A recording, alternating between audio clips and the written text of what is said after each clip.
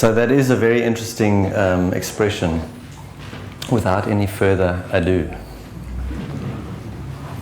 Sort of the what this whole conversation is about is ending the further ado and entering the rather a be.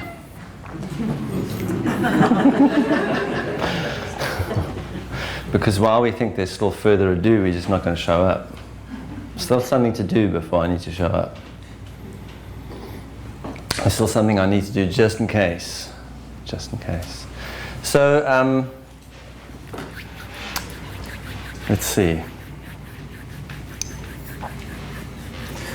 The hardest challenge for us in digesting the emotional signature. How many of you were here last night? How many of you weren't? Good luck on catching up.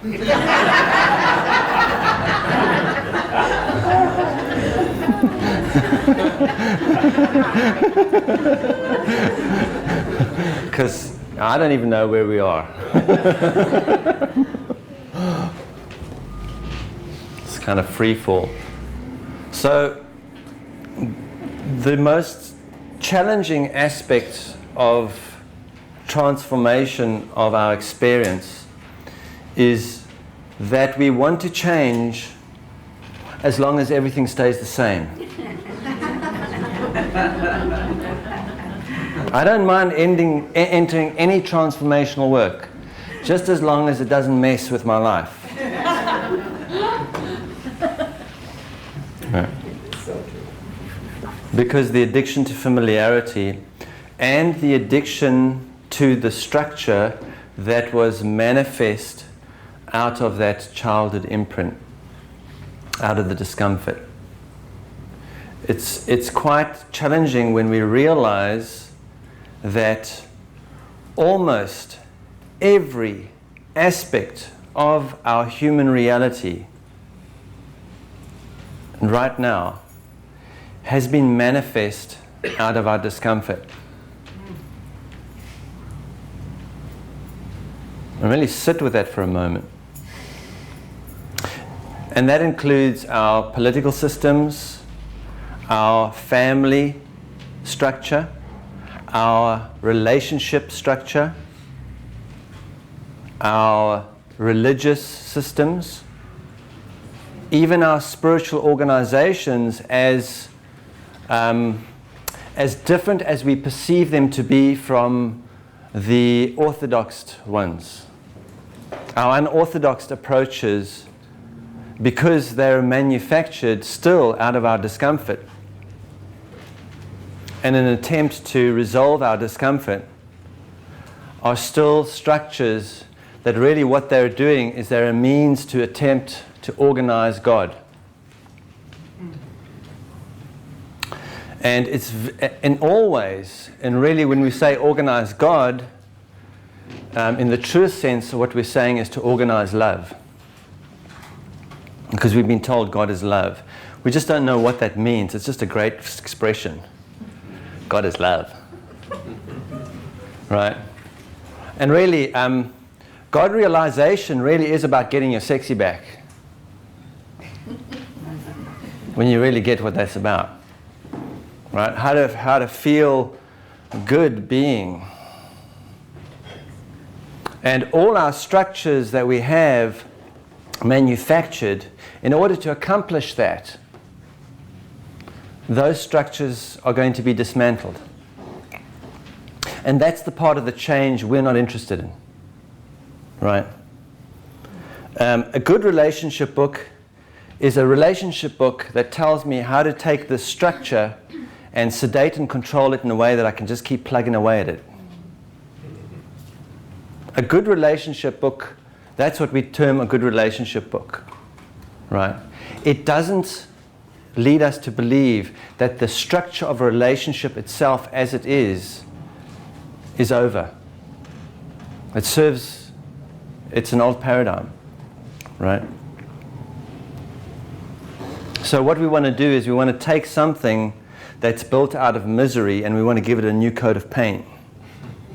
We don't want to let go of that. And organizing love is very difficult, because when we organize love, it's like if you take and you try and organize God, then someone has to run that organization.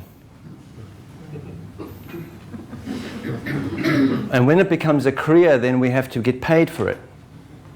And we can't not get paid one month and then paid the next month. It has to be consistent, so the being paid becomes a high priority.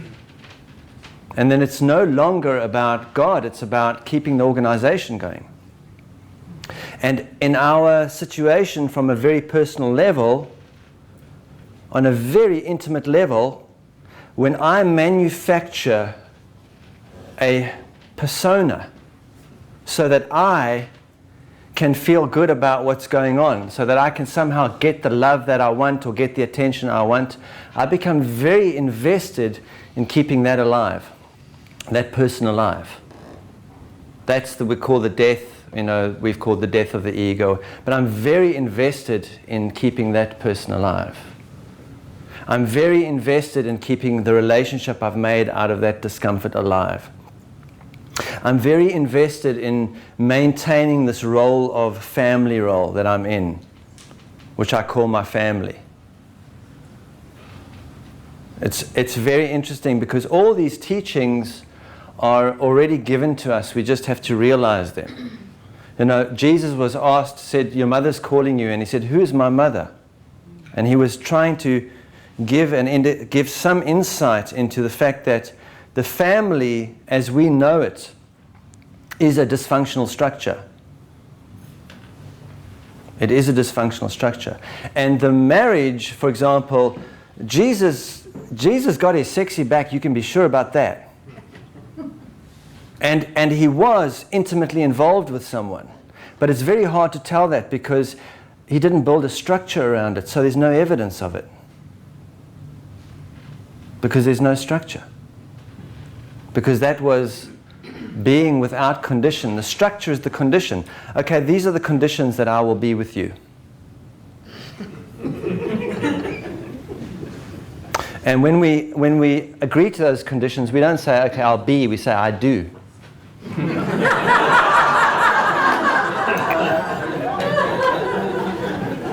And then it's over. You want to destroy intimacy? Get married. It's designed to destroy intimacy, right? Want to destroy a relationship with God? Organize it. It's designed. It's our natural, and it's not. It's really what's really important to receive here is to receive the awareness of this, that this is how the mental body operates. If it is allowed to be the causal point of the quality of our experience. Because if you place your mental body on anything, it doesn't matter what it is. If you place it on a plant, it has to have a beginning and an ending. A space that it fits into. An understanding. A way, a label. A Latin name. Everything's got to be organized. Right? The mental body can't not put something into a structure and confine it. That's its nature. And so really comprehending that for the past period in our evolution, we have been going through mental body development. It's been part of our evolution, but it doesn't serve us in this next part of our journey. It served us for a long time, the physical evolution that we went through, right? Woman, food, right? That was the breeding, fire, eating, shelter. That's it. Get that together in this strange reality that we're in, right? So that my consciousness has a vehicle that it can now sit in. And then to develop a navigation system, right? And the navigation system, the physical aspect is just to ground us in. And for many of us, we're even struggling with that part, to just stay in the body. because we've got so mental. I mean, many of us probably don't even remember how we got here this morning. Really? Because on the way, we were having a conversation. No, really. No, I'll tell you what I think. No. I wonder if it's going to be about this. No, I wonder what... okay, oh, here I am. Oh.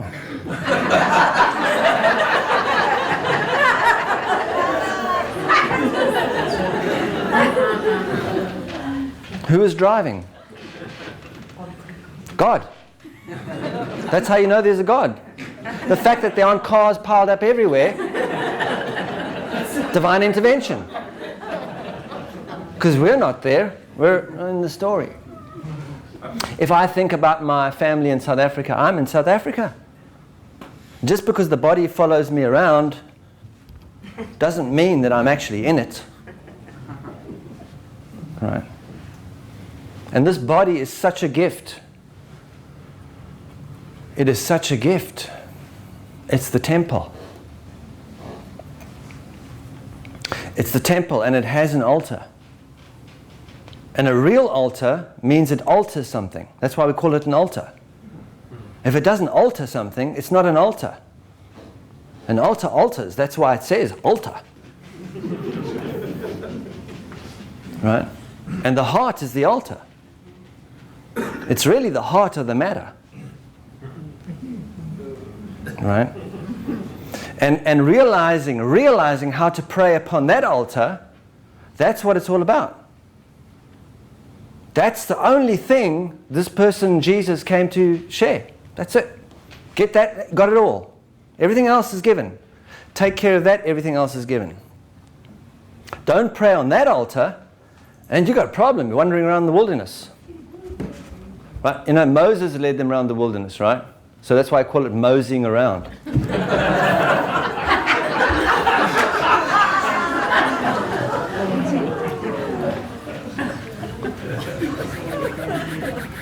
It doesn't take long to get out of the wilderness, just 40 days. And we'll cover that today. It takes 40 days to cross that bridge. It doesn't actually take 40 days, but 40 days is it just sounds good and everything. And if you do it for 40 days, it's going to show you something. It's really going to lead you out the wilderness. And we'll talk about that later. Right. So the first thing is, we struggle to get into the body. That might have taken a lot on this particular timeline. We were talking about it in the car, this word world. When we talk about our world, it's really we're saying this is all that exists. That's a mental body thing. There's nothing else. Right?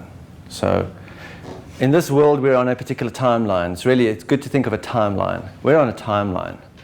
And this timeline is like a timeline, a seed. When you put a seed into the garden, you establish a timeline. And it's going to move along a timeline, and it's going to move to fruiting and harvesting. And we're on a timeline. It's a garden. And on our timeline, there was a lot of physical stuff going on. We spent a long time in the physical. Our physical, just getting this body and organized enough to get into. So it works, and it's accomplished. Body, done. Well done. Right? Then the mental body, navigation, because the mental body is a navigational tool. Right. And we've spent a long time developing the mental body. That's when the tools begin, right? Tools, Industrial Revolution, Apple Mac, iPod. Eventually we're going to get to the I am. It'll come.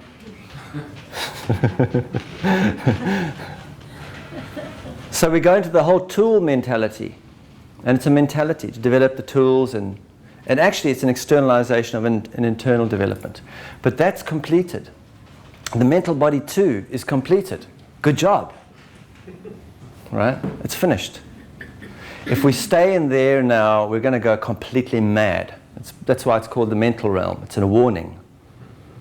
Stay in there too long and you go mental, right? Now we're in the emotional and fast approaching vibrational. Fast. And the thing about it is it really is a speeding up. So we spend millions, think of it as years, millions of years in the physical. And then we spend thousands in the mental. And we spend about 13 in the emotional. And the vibrational, well, that doesn't take any time at all, because it's already here. It's just that's how long it takes to realize it. When one realizes it's always been here. It doesn't take any time. There's no time involved. But developing the capacity to perceive the vibrational. And the vibrational, there is no condition. So love, what love is, really, it has no condition to it. There are many conditions in which it expresses itself, but in itself, it has no condition. And so that's why we don't really know what love is here, because there's a condition attached to almost every moment of our life. I get up in the morning, and I have certain conditions. Better have breakfast, better do this, better do that, got to do this, got to do that, got to, right? All these conditions that I have to fulfill for being around. And the IRS will give you a lot of conditions for being around, right? There's a lot of conditions. That's why it's funny, because we're alive, but we still got to earn a living. It's a really strange thing. And so being with ourselves without placing conditions. Okay, I can be with myself if I'm successful. I can be with myself if I'm receiving praised. I can be with myself if I've received a promotion. I can be with myself if I'm doing my yoga every day. I can be with myself if I have a companion who loves me. All these conditions to be with myself. But can I really be with myself beyond condition? What's that about? Can I just be with myself because I'm here? Right? And when I am just being with myself because I'm here, what happens is I start to feel lonely and sad, right? Because there are no conditions that I can recognize as being valid. Right? There's nothing validating me. My whole life, it's had to be validated by what's going on around me. As a child, just being there for a while was cool, but eventually you got to pay the rent. You better get up and do something, right? The being is valued for a little while, but then eventually only the doing. In other words, I'm okay being with myself as long as I'm doing something.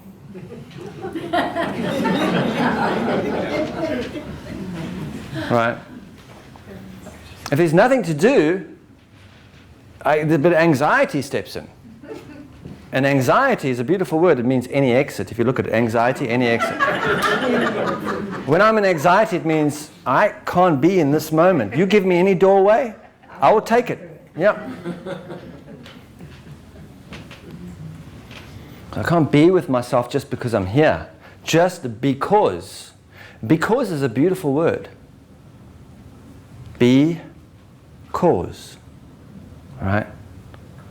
Why am I with myself? Because. Being at the cause. Being is the cause. Because is a complete sentence. Doesn't need any other conditions attached to it. Right? But it's hard for us to, so it's all about developing that level of, there is only one relationship. Everything else is a reflection of that. And that's the only relationship that we require taking care of. That relationship. Everything else is always going to reflect that. And when I'm unable to be the parent to that part of myself, I will go looking for mommy and daddy everywhere in the world. And if I don't know what it means to parent myself, right, That's what having a real experience is. It's called experience. Right? I'm going to X all my parents so that I can be my own parent, so I can have a real experience. Right? So that primary relationship, that's all that's required to take care of that. Once we take care of that, everything is added unto. And all the time, we're experiencing different levels. There's 3 different levels of perceptual experience going on simultaneously, all the time, in this human experience. And depending on whether we're physically transfixed or mentally transfixed or emotionally transfixed, which is the 3 levels, because eventually we're going to become vibrationally anchored. But at the moment, those are the 3 levels we're exploring. We already killed all the people who vibrationally anchored and then turned them into religious leaders, right?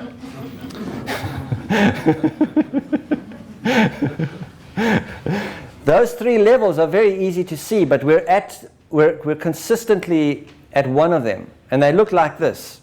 The physically transfixed level of perception looks like this. Those people over there are always gossiping, you know?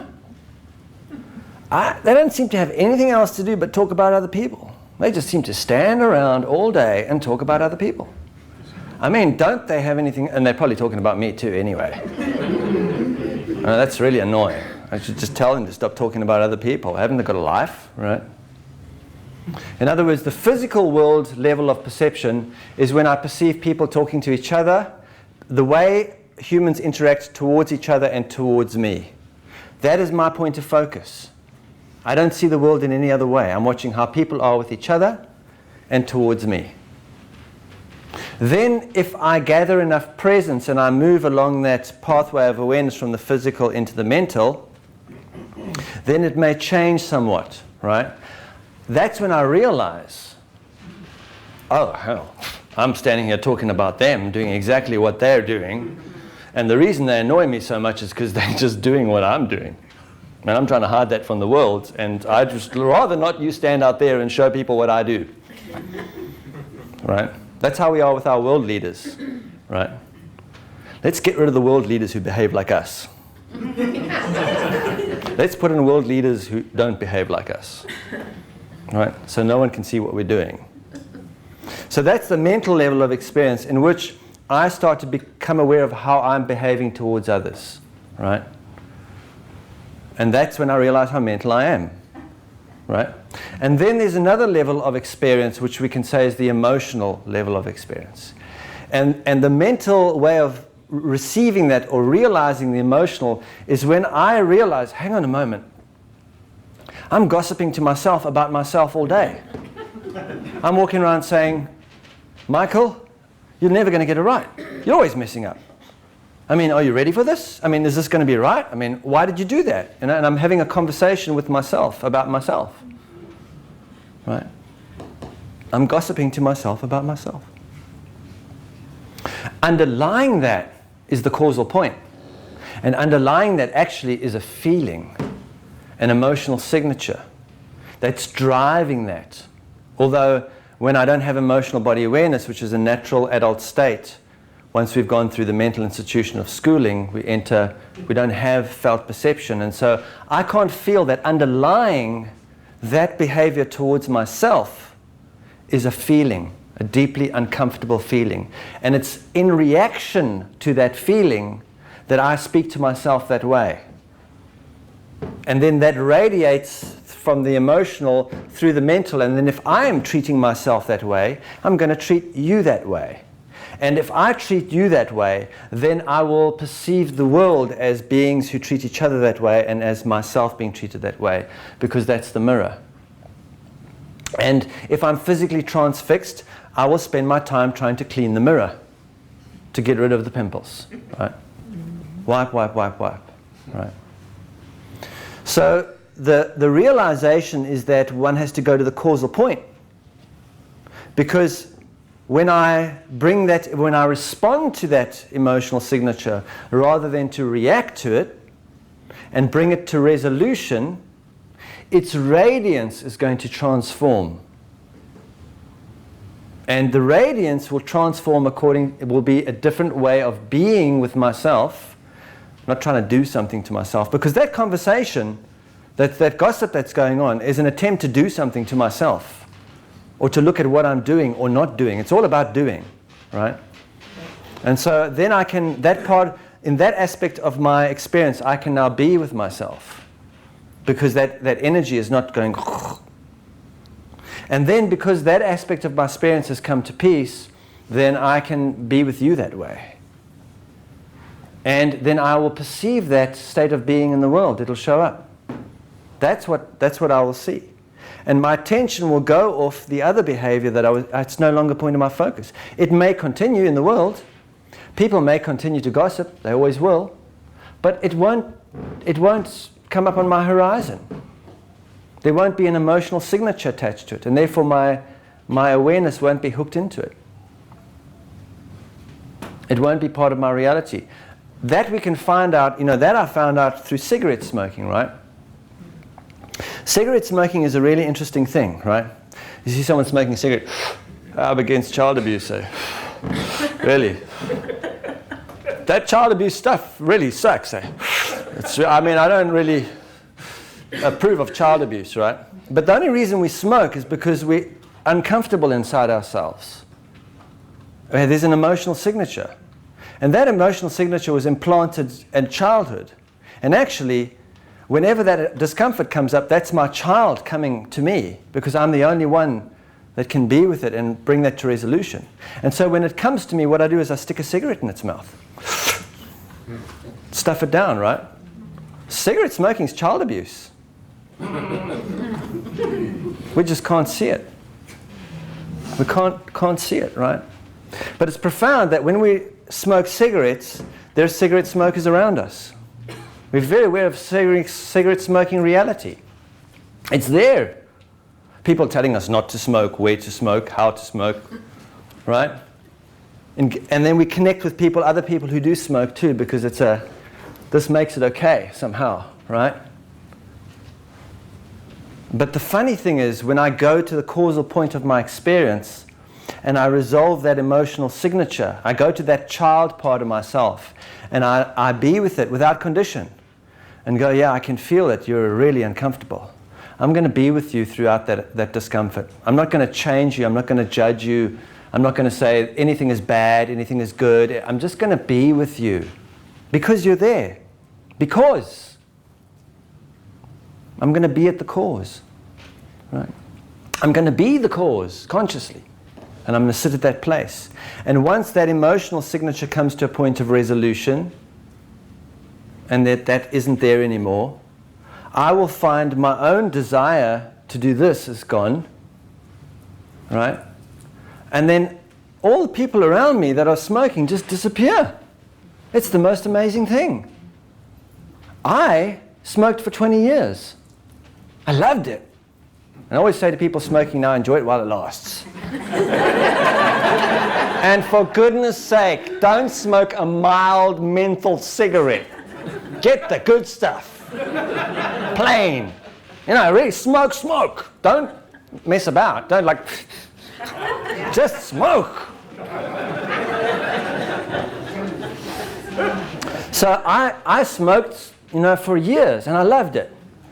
But when I was quitting, the smokers were still around.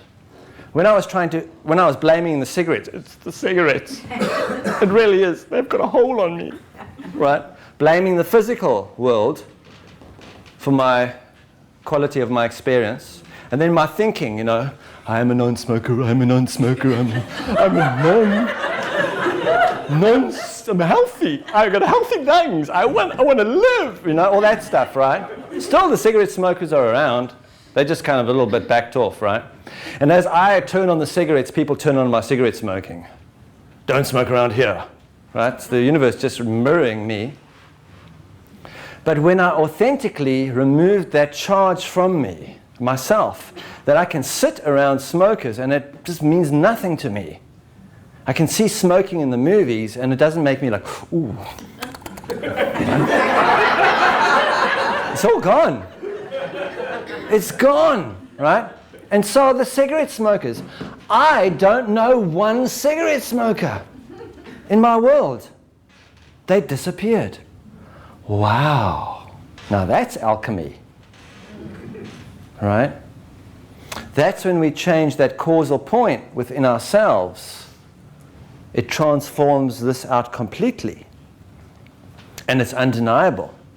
And that's the whole thing about alchemy is, alchemy impacts, that's how you know it's alchemy. Because what is alchemy, we're told? You take base metal and you turn it into gold. If you don't know, let me just let you, it's a metaphor.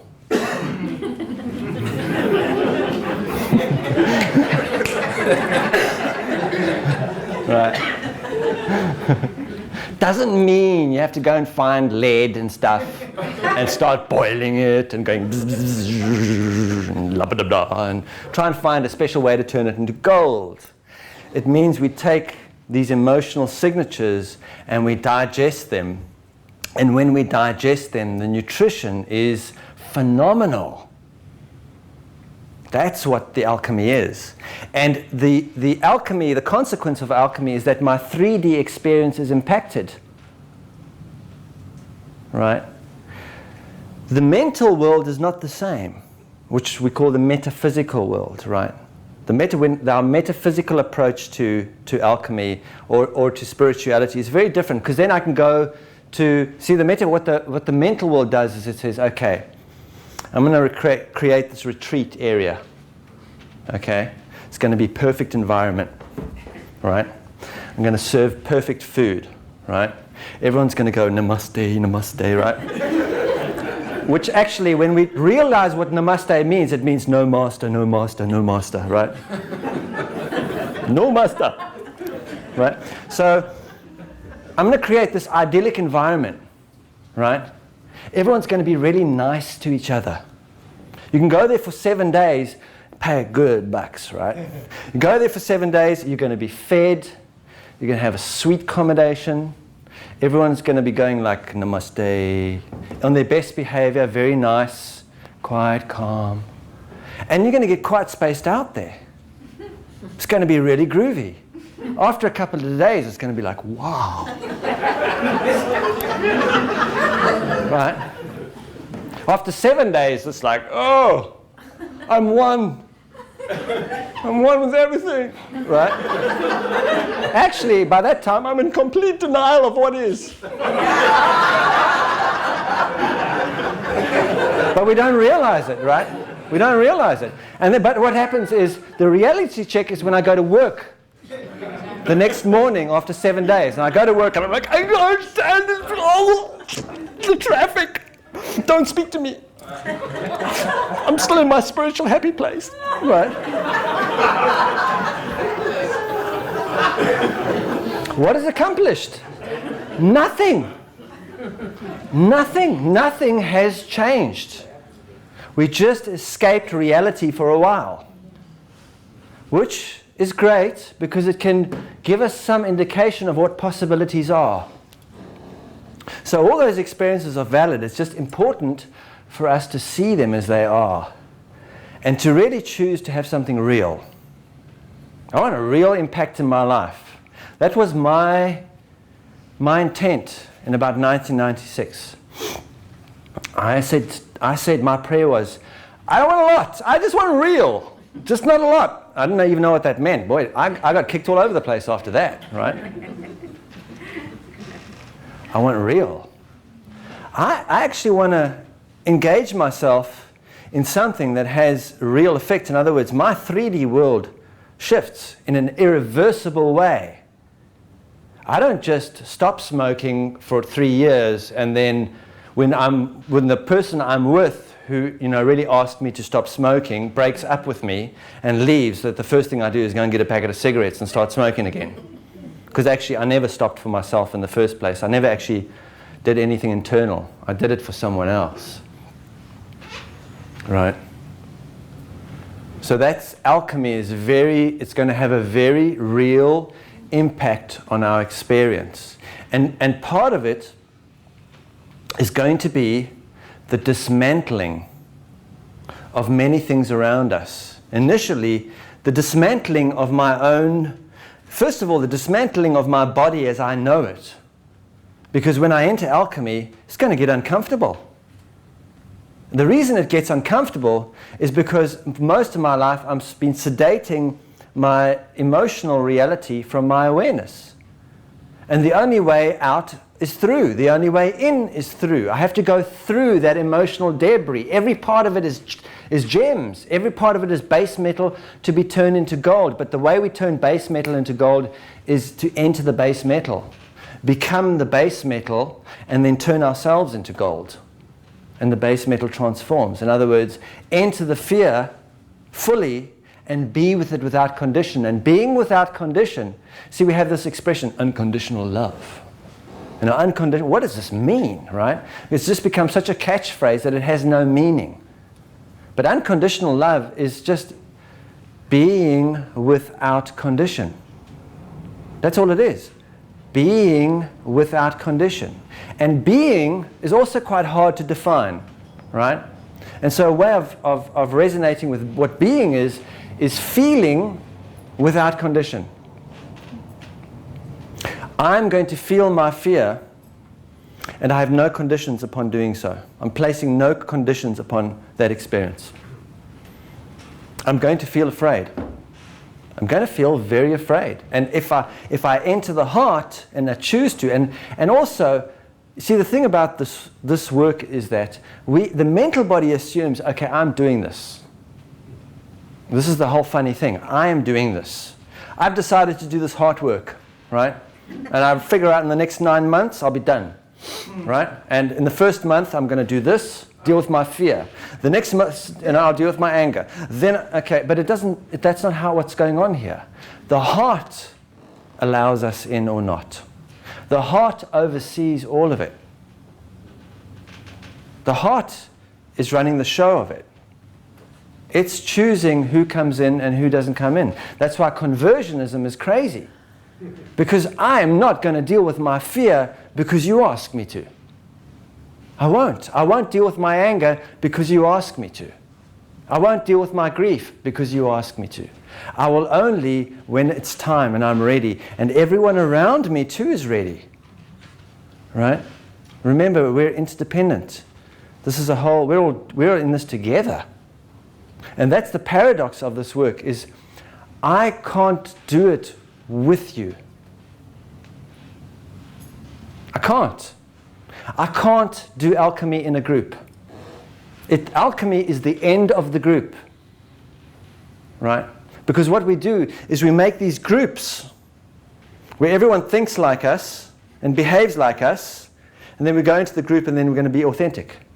And we think that that's going to enable us to become authentic. When everyone in the group is shaped according to what's comfortable to us. For a while, until everyone shows up in the group, and then it just gets messy, right?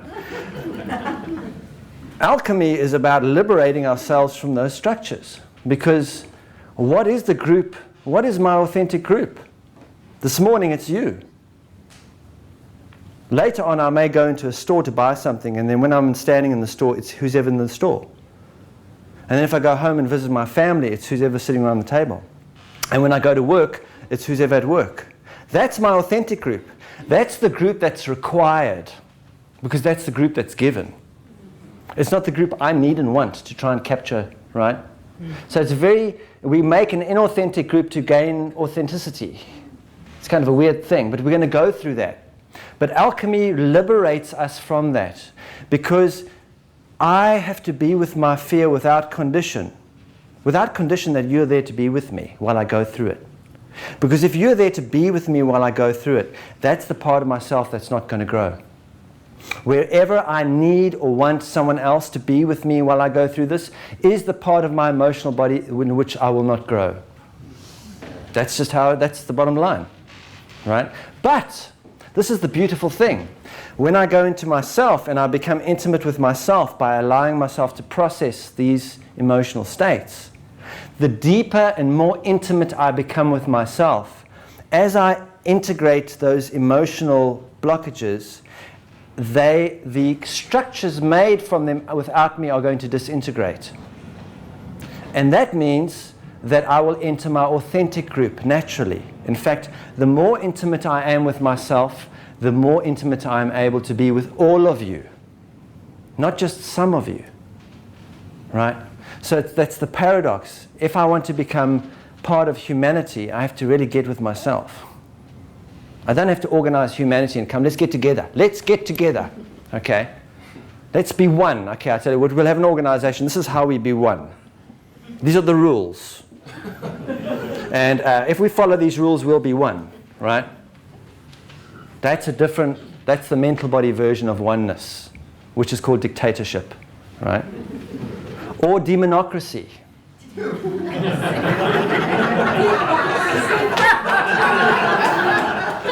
Take your pick, right?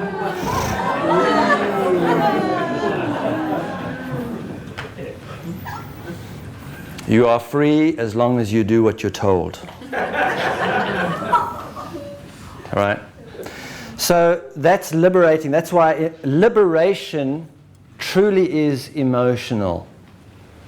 Liberation truly is an emotional process.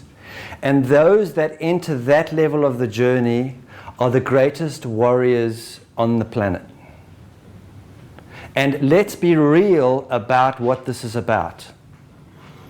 How many, okay, we gathered here last night, Friday night. This is when everyone's getting their groove on, right? So on Friday night, how many people were in a sporting event? Millions. How many people were in a political event? A lot.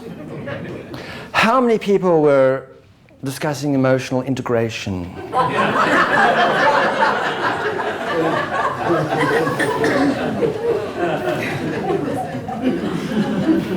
So one has to stay real about what this is.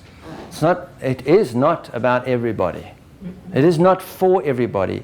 And it's also not required that everyone gets involved.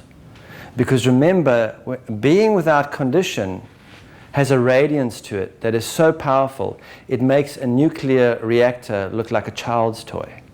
The radiance of it when it's tapped into. I mean, one dude did it 2,000 years ago, and we're still talking about it. Like, wow! That was a freaky thing that person did. Right? That's how powerful it is. That's how powerful it is. So, when I come in, the deeper I come into myself, the first dismantling is the first relationship, the structure that is dismantled, is the relationship I'm having with the person that I made out of my emotional signature. That's the very first level of dismantling, right? I am breaking up with myself.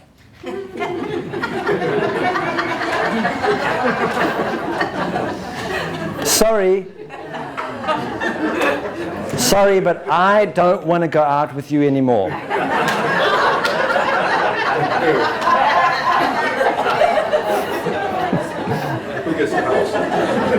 We have been going out for a long time, but I would like to go in with myself and not out with you, right?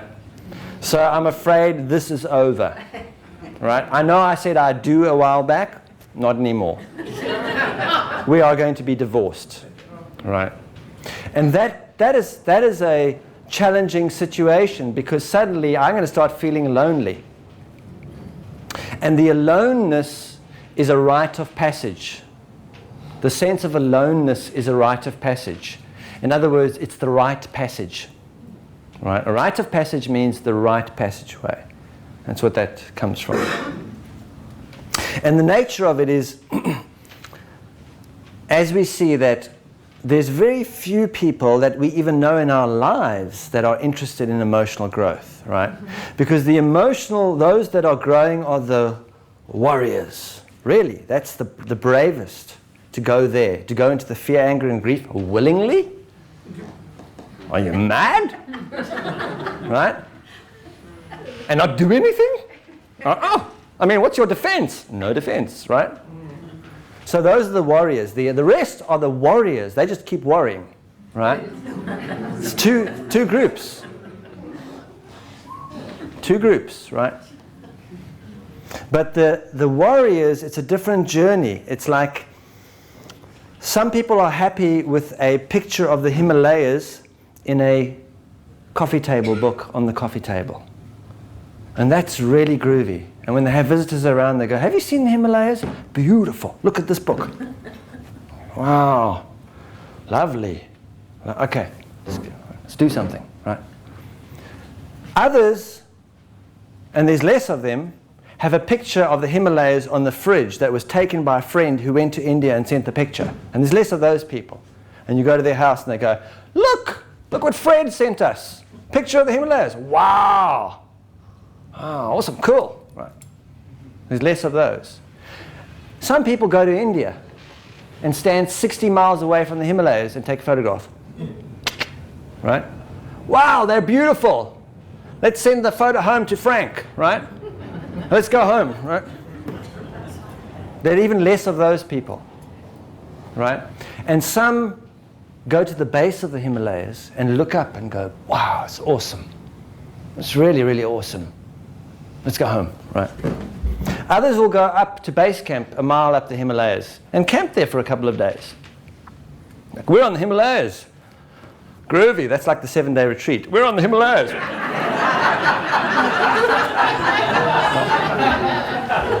Okay, now I want my own toilet back. Thank you very much.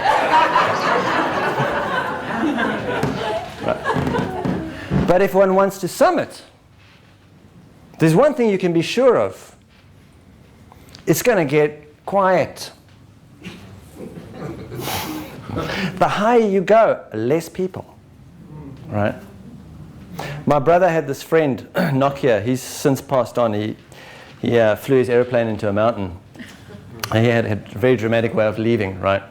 In front of a whole lot of people, too. It was a very strange event because there was a Holiday Inn and people were on thing, and he just flew into the mountain in front of everybody. So it was like, wow!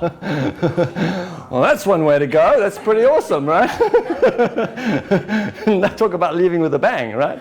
So, but Nokia was a fantastic guy. Nokia was funny. We called him Nokia because he ran the Johannesburg cell phone company, Nokia. You know, it's called Nokia there.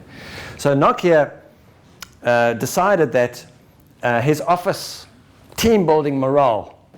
Time for some team building morale. Let's do some of the self-empowerment work, right?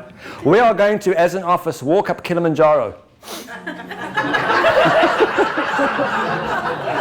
Now, in Africa, you can walk up Kilimanjaro. You can walk up Kilimanjaro. It takes about a week or more, but you walk, they've got a pathway up. It's rough going. You know, breathing is hard, it's raining, weird, environment to walk on, all sorts of things. It's rough going, but you can walk to the top, right to the top of Kilimanjaro, the highest mountain in Africa. And they'll give you suggestions of the amount you need to walk every day and the equipment you need to have and all of this. Nokia doesn't pay any attention to any of this, right?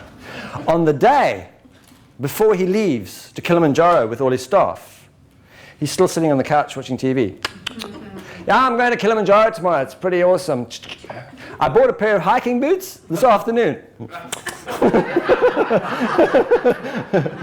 They're really groovy. Check, they're still in the box. And so off they went, right? And on about the third day, Nokia was very uncomfortable with what was going on, right? And he decided to lead a mutiny. He decided to overthrow things a bit. And he started saying, down there at base camp, there's a really good bar. It's got a fireplace, a really good selection of beer, comfortable chairs. This is really, really rough up here. I mean, I think we should just go down there for the rest of the time. Because we're going to be here a week or so. But let's just go there rather than up here, right? And eventually, out of the group of about 30 people, he got 10 of them to turn around and go down the mountain. He led a mutiny, his own. He overthrew himself. Right? And took everyone down to the bar, right? And they had a great time down there. They didn't summit, though. So, this is the whole thing. You have to be discerning who you hang out with because they could knock you, right? If you cannot be in your own arms when you're uncomfortable, you will seek out the arms of another. You will seek out the arms of the world. And what's really crucial, why when we do alchemy work, things start to empty out, is because it's very important that we start to gain a very intimate awareness of how we are being with ourselves. And it's very difficult to see that in this world because there's so many of us and we're all talking at the same time and doing stuff. It's very hard to energetically feel how I am being with myself. It's hard to perceive that relationship. And that is the primary relationship. How am I being with myself? That's the only relationship I need to overlook. And in the time, we used to have a time when there was a rite of passage, right? And that rite of passage used to enable us to enter that awareness. So when we ended the third of our 7-year cycles, around what we call 21 years old, the elders would come along, not the parents, because the parents don't know nothing. Parents know how to wipe the bum, make the food, clean the house. The parents don't know anything because they haven't had the life experience yet that the elders have had. So the elders knew something. They knew what was up ahead for the young ones. So they would go and enable the young ones to enter that journey as consciously as possible. And so they would take them at about the age of 21 and they would take them away from the tribe, right? Tribe is an interesting word too. When we belong to a tribe of some sort, tribe means tribe, right? So it's all the activities that we do to try and be, that's our tribe, right? And we all have tribes that we belong to, and when we enter states of being, the tribal activity is over for us. We leave the tribe, we leave the group, right? So the elder would take the young ones away from the group, away from the society, the community they were in, into the wilderness, into isolation. And one of the things that they would do was place them in a circle and draw a circle around them and say, now this I'm ready. First of all, they would have like a fire, and then they would dress up some of them in masks and really hideous looking, like kachina outfits, really hideous looking or strange things that these kids had never seen before. And then just outside the firelight, they would start to appear, disappear, and the kids would go like, whoa, these are demons. Yeah, really scary demons, okay. And then when they drew the circle around them, they said, okay, this circle is to protect you. You don't leave the circle, otherwise they will get you. So you stay here, right? And you've seen what they look like. They're really nasty looking. So you better stay in the circle. And we'll see you in about 6 days, right? And that person would have to stay there for 6 days. And in that circle, there was nothing to do. They'd have water, and that's it. And by being in that circle for 6 days, they would really see the difference between physical nutrition and vibrational nutrition, and what the emotional was about. And get a sense of their own being with myself. What does that feel like? Because what I am, while I'm in this reality, is not a who. It's not a who. If I ask who am I, I'm never going to get the answer. The great who am I? Just ask who am I? No, it's a wrong question. That's why it doesn't really work. It's what am I? Who am I is always going to lead to a personality. A who is a personality. A what, it takes us beyond that. What am I while I'm in this realm right now can only be felt. It can't be understood or even seen. It can only be felt. So being with myself, starting to get a feeling for what I am, sitting in the circle for 6 days and becoming comfortable with that and gaining an awareness of that and a relationship with that, so I know what that is. I know what I am, I can feel it. So when I'm interacting, now when I leave that also, my purpose is related to my state of being, not something I do. In this world, we say, if I can just figure out what to do, I will know I'll find my purpose, I'll be happy. If I can figure out what to do, I will be happy. But our purpose has nothing to do with what we do at all. It's not a doing. It can be expressed in any doing. The doing is of inconsequence. It's a state of being while we're doing that is of consequence, right? So that state of being is established for that person in the circle. They become completely aware of their state of being, what that feels like, and so their purpose is revealed to them. That's the revelation of purpose, which is very hard for us to comprehend in a world where we're supposed to do something to be on purpose, right? And so when the elders come and fetch them and take them back into the community, they already have a sense of their own being. And they know that this difference between you and me, the being, right? Don't get all confused. We don't have that. We don't have that. We're with people all the way. Boom, boom, boom, boom, boom. Through school, boom, boom, boom. Go to college, boom, boom, boom. Go to the office, boom, boom, boom. Get married, dive into the same bed as someone else, sleep together, boom, boom, boom, boom. No sense of our own self. So the very first step in alchemy, in this journey of approaching the awareness of the vibrational, requires, feeling the vibrational is a whole different level to just feeling my emotional stuff. Feeling my emotional stuff is a good starting point. That will develop the capacity. Right? But I first have to make some space here. Right? So that I can start to, and so naturally, if you want, because what we're doing in this work is we're moving from the drama to the dharma. It's either drama or dharma, one of the two. And the drama is like dust on the aeroplane. And you don't have to dust the aeroplane, you just have to take off. In other words, you don't have to ask people to leave because you want to do your work. Look, excuse me, just leave. I need to do some work. I need to be with myself. You don't have to say that. You just have to authentically commit to being to that internal relationship. And I promise you, they will scatter.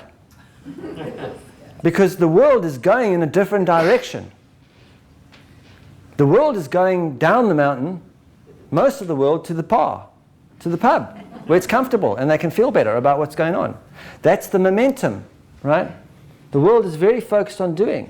So when you say, no, actually I'm going to awaken to being, you're actually moving in the opposite direction, right?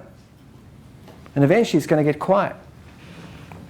So when that happens, which happens to us all at some point, it just starts to get a bit quiet. Less people. Go, where are all the people gone? They're not phoning me anymore. I don't feel like being with them. That group activity, I don't want to go there anymore. Something wrong with me? No. It's a step of the evolution, right? Because the actual work takes place when I'm completely alone and with myself. Feeling my fear is me being with myself. Feeling my anger is with me being with myself. Being with myself. That's the first step. And it's the paradox, because as deep as I get into that, is as intimate that I become with everyone when I'm with them. My encounters with human beings will become more intimate wherever I am. The more I can be around my own fear, the more I can be around you when you're in fear without interfering with you. If you're in fear, I'll let you be in fear. If you're angry, I'll let you be angry. If you're sad, I'll let you be sad. I won't go, okay, just feel better. I want you to feel better. I don't want any of you to feel better, actually. I want you to get better at feeling. It's a whole different, because when we get better at feeling, we're going to awaken to that part of ourselves that we're completely unaware of, the part that's waiting to give us everything that's required. Awakening the capacity to that. Once we awaken to that, we don't need other people to show us anything. We don't even need another book, right? And so we're going to take a break. And before we take the break, while it's here, let me say that those of you that have one-on-ones with me, if by the end of the day you don't feel you require a one-on-one, I release you from that, right? Those of you that have booked one-on-ones. Just let me know. Yeah, just let us know, but I release you. So you don't have to come just because you made an appointment, because sometimes when we're finished here, you can be full and go, I already received it, right? And so you have permission to go, I don't require that. It's already, right? So just keep that in mind. right? So let's take a break for about 15 minutes, which means we'll be back in about 20, I guess. Okay.